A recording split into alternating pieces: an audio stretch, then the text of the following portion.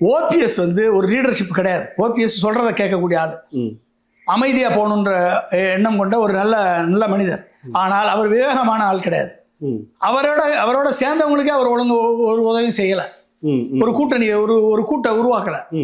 ஒரு சேர்ந்தவங்களுக்கு ஒரு பலத்தை உருவாக்கி கொடுக்கல. அதனால இன்னைக்கு தனித்து விடப்பட்டிருக்கிறார். புரிஞ்சுக்கிட்டீங்கன்னா அது அவருடைய வீக்னஸ் ஆஃப் த லீடர்ஷிப். அவருடைய லீடர்ஷிப் வீக்னஸ். அவரை பயன்படுத்தி, அதிகாரத்தை பயன்படுத்தி ஓபிஎஸ் விரட்டி அடிச்சது யாரு? எடப்பாடி தானே. ஒற்றை நீ ஆட்சியில இருக்க வரைக்கும் ஒற்றை தலைமைன்னு சொல்லியிருந்தேன்னா ஆட்சியே போயிருக்கும்ல. ஆட்சியில் 4.5 வருஷம் ஆட்சி ஆளும் போதும் ஒற்றை தலைமை தான் வேணும், நான் சொல்றதான் கேட்கணும், ஓபிஎஸ் கேட்க மாட்டாரு அப்படின்னு சொல்லி பொதுக்குழுவை கூட்டி அவரை நீக்கி இருந்தேன்னா ஆட்சியே போயிருக்கும்ல. போயிருக்குமா இல்லையா? போயிருமா இல்லையா? நீக்கலாம். அப்போ உனக்கு பதவி வேணும், உனக்கு வந்து அந்த ஃபுல் டூரேஷன் பதவியில் இருந்திருக்கணும், கொள்ளையடிக்கணும், எல்லாம் பண்ணியாச்சு. வெளியே வந்த உடனே ஓபிஎஸ் தூக்கி போடணும். பொதுக்குழுவை கூட்டி அவரை தரக்குறைவா பேசி அவர் மேல தண்ணீர் பாட்டில் எரிஞ்சு அவமானப்படுத்தி வெளியேறப்பட்டது யார்? எடப்பாடி தானே. ஓபிஎஸ்ஸா போனாரு.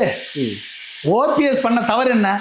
குருமூர்த்திகிட்ட போய் குருமூர்த்தியினுடைய சொல் பேச்சை கேட்டு அதிமுகவில் தர்மயுத்தம் நடத்தினது அவர் செய்த தவறு. ஸோ குருமூர்த்தி பேச்சை கேட்டு ஓபிஎஸ் கெட்டது அவருடைய தவறு. பிஜேபி நம்மளை காப்பாற்றுவார்கள் என்று பிஜேபி பின்னால கண்மூடித்தனமாக சென்றது ஓபிஎஸ் உடைய தவறு. பிஜேபி அண்ணாமலை நம்மளை பாதுகாப்பாருன்னு நினைச்சு அண்ணாமலை பின்னாலெல்லாம் ஓபிஎஸ் போனது ஓபிஎஸ் தவறு. இன்னைக்கு அதனாலதான் இன்னைக்கு வந்து பிரைம் மினிஸ்டரால் ஒதுக்கப்பட்டு ஓரங்கட்டப்பட்டு இன்னைக்கு அவமானப்படுத்தப்பட்டு தனியா நிற்கிறார் ஓபிஎஸ். சரியா? டிடிவி தினகரன் ரெட்டலை கேஸ் 50 கோடி கேஸ் இருக்கு.